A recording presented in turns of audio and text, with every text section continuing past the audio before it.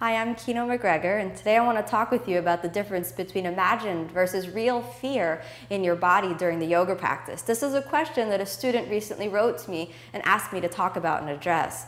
It's not an easy thing to feel inside of the body when the emotions are so strong. Sometimes we try some movements in the body during the yoga practice, like standing on our head, which we've absolutely never done in our lives.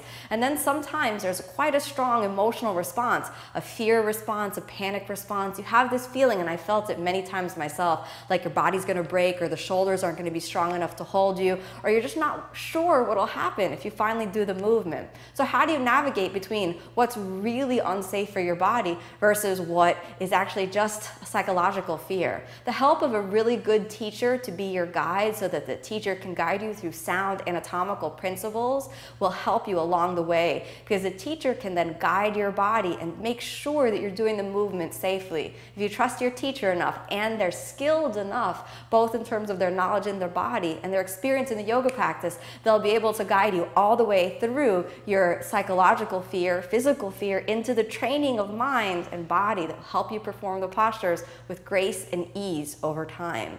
If you're practicing on your own, the responsibility really rests within your own body awareness.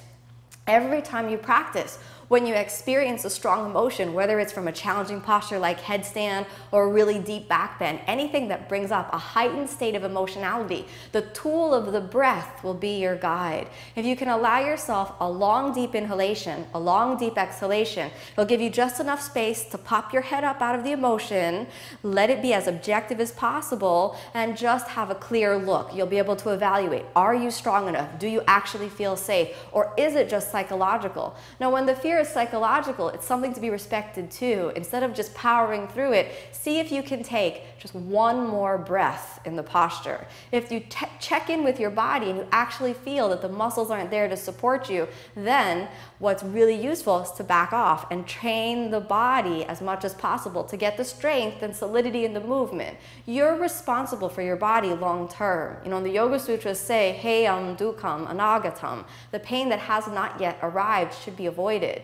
Right? So if we can do our practice with a conscious listening, that will help us negotiate whether the fear is real and should be respected on the physical level, or whether it's just psychological, and we can really work through it with breathing, conscious sound anatomical technique, and good practice.